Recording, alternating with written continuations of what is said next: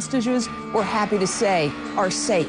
The murder suspect shot himself as police closed in on him. He and the sisters he abducted were hiding out in the woods only a mile from his Mississippi home, where cops say he buried 2 bodies. Were Mays and the 2 girls there all along? A dramatic rescue in the search for 2 missing Tennessee girls as cops close in on the man accused of double murder and kidnapping. Police say he shot himself in the head. We'll tell you what we're now learning about Adam May's even more troubled past. It's a JVM investigation. Plus, the Time magazine.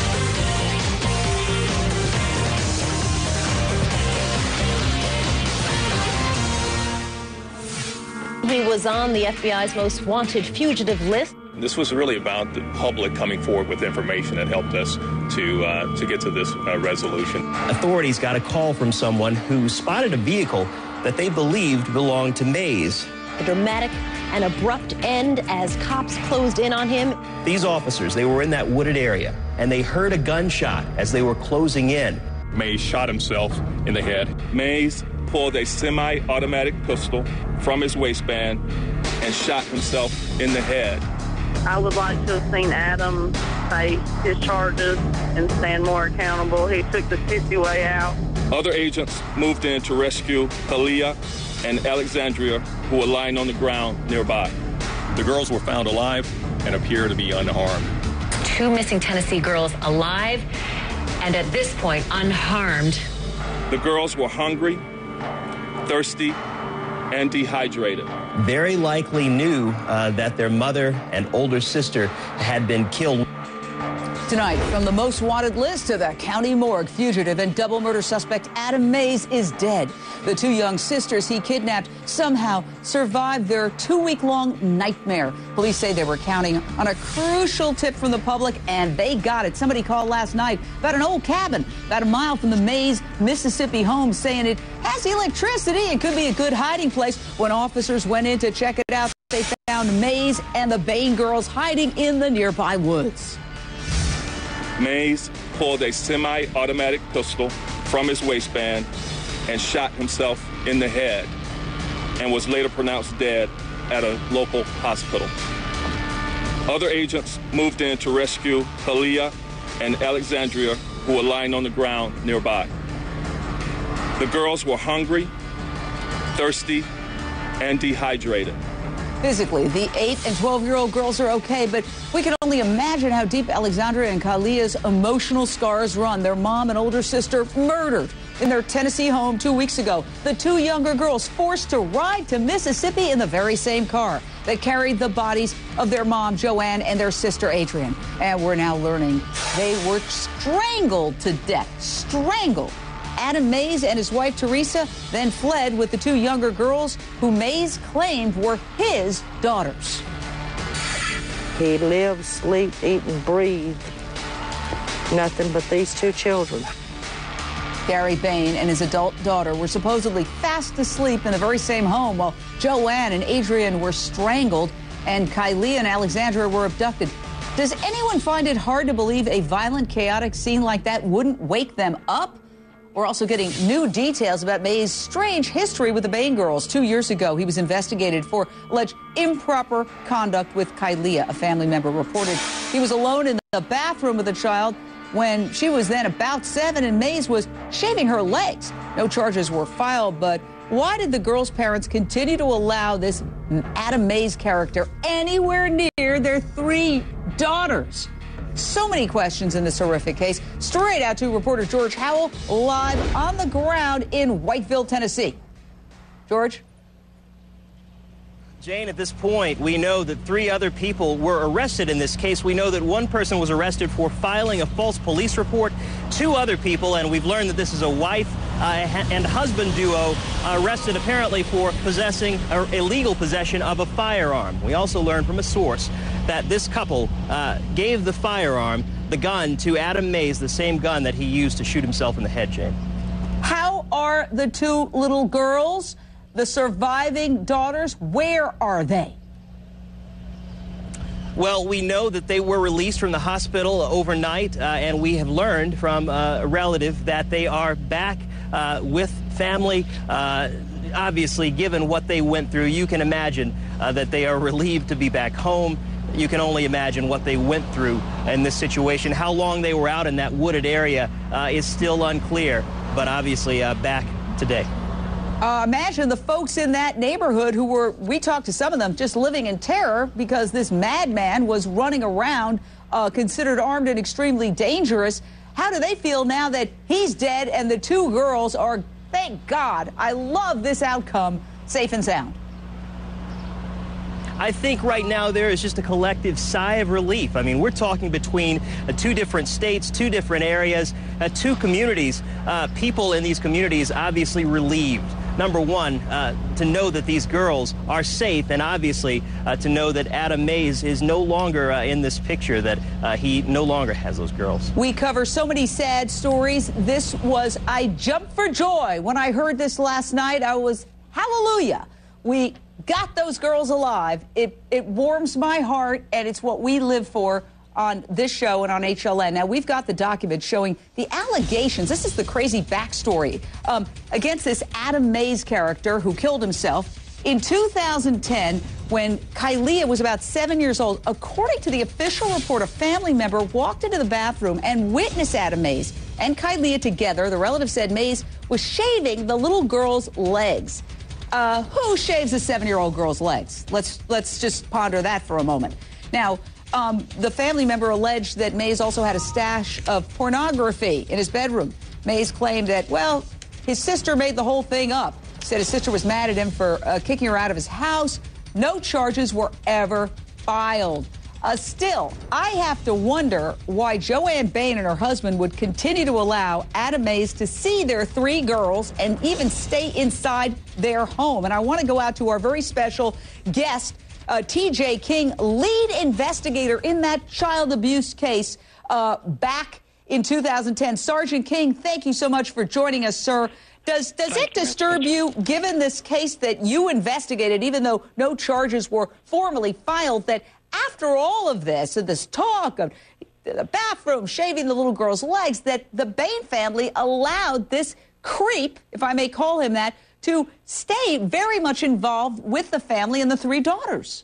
It amazes me sometimes the capacity that parents can have in reference to child abuse and neglect as it pertains to their children.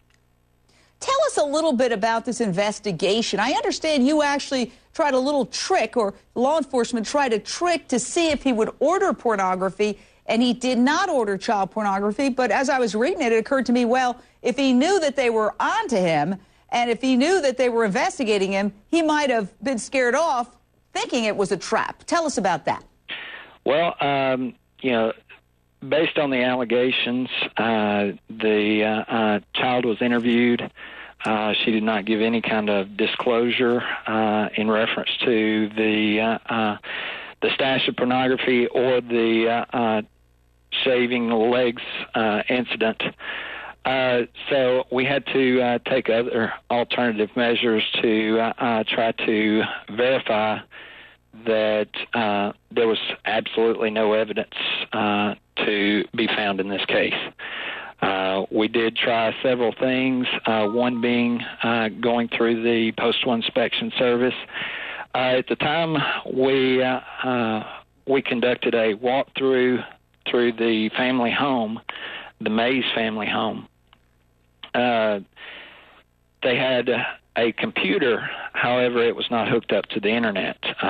So the only ways of him obtaining child pornography would be through, 1, either the mail, or 2, him just going to a convenience store and purchasing it, or at another store. We did the walkthrough. We didn't find any kind of evidence pertaining to the allegations, but we did attempt to try to bait him to subscribe to some child pornographic material, but he did not take the bait. Did you ever meet him? Did he creep you out, or did his whole house creep you out?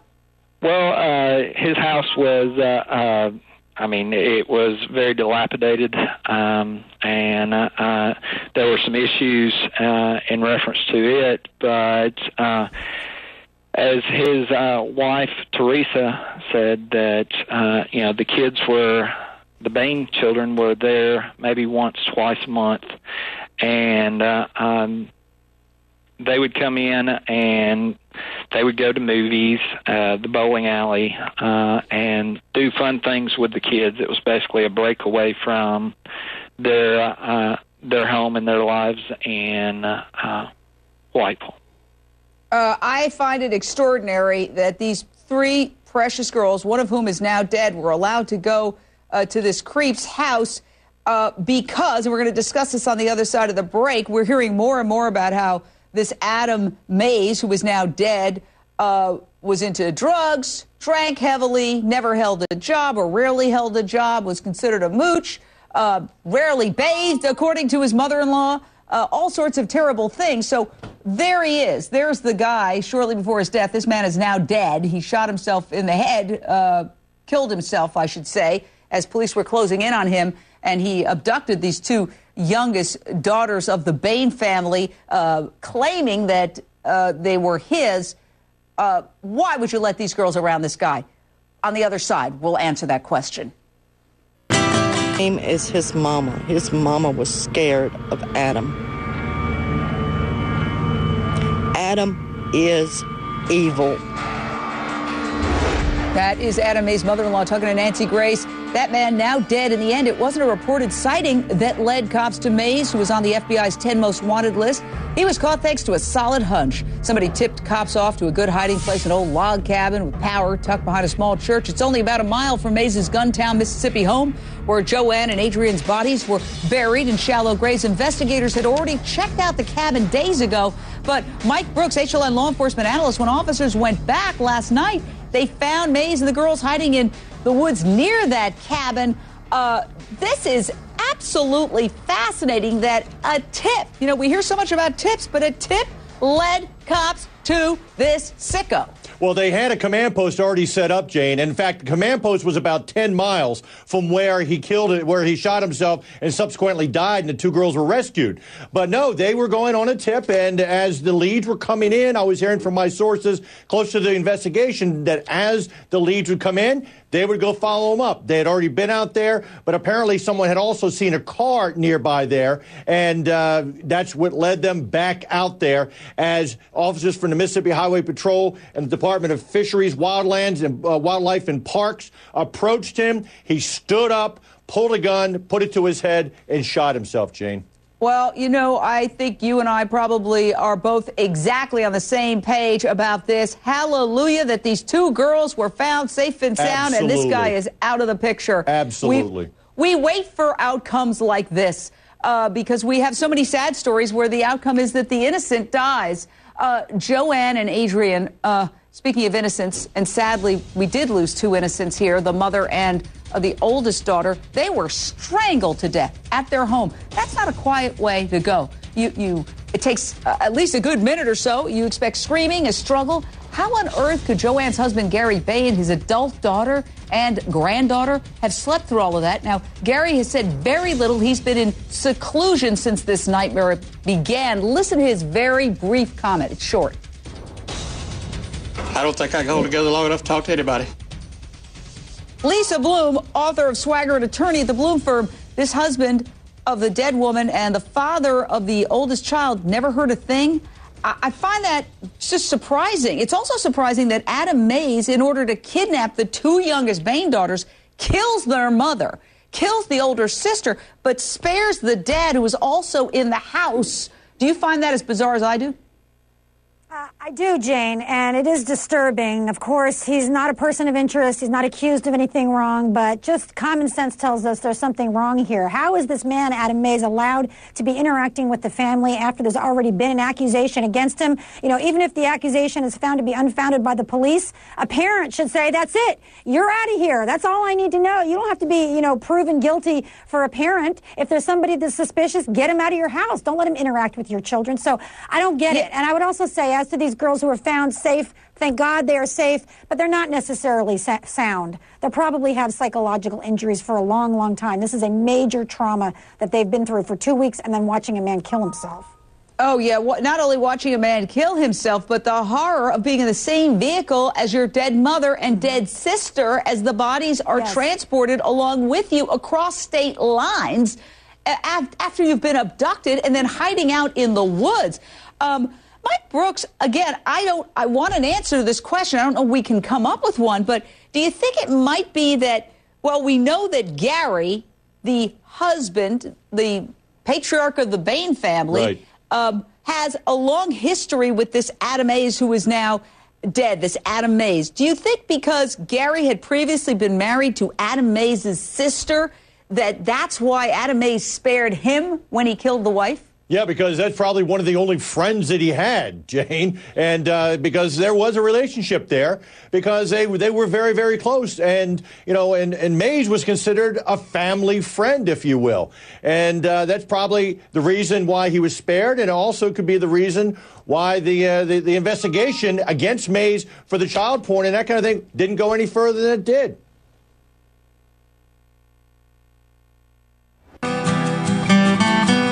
And happy ending, but a mother and a 14-year-old child are dead.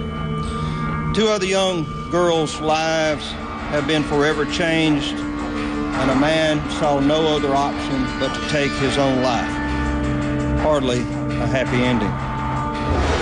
The governor of Mississippi responding to the dramatic end of this massive manhunt. This character on the 10 most wanted list shot himself in the head, and the 2 young girls he'd abducted now safe, although obviously traumatized because he, cops say, killed their mother and older sister in a bid to take the 2 youngest girls who he claimed were his. And he was allegedly helped by his wife, Teresa Mays. Now, Teresa Mays' mom and sister say this guy, Adam Mays, was abusive, controlling, a terrible husband with a drug and alcohol problem. Here's what Teresa apparently told her mom after moving out.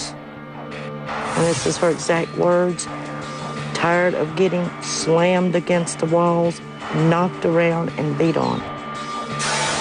He likes to drink a lot. He does a lot of drugs.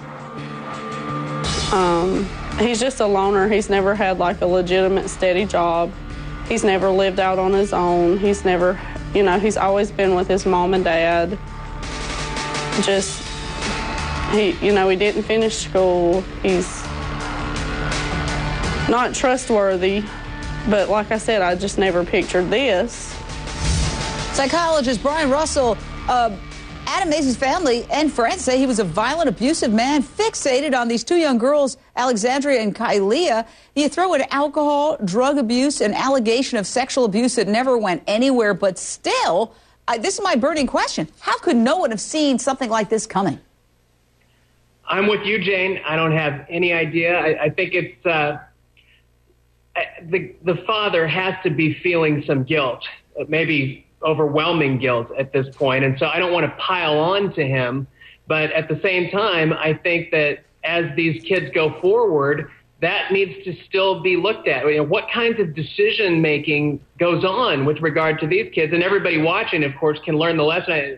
You made a good point a minute ago about how when we talk about not profiling people, we're talking about law enforcement not doing that. But as a parent, you've got to profile the people who come around your kids. Just look at the pictures that we're showing of this guy and add on top of that the background that he had. It really is just tragic that he was ever allowed to be in a position to commit these crimes.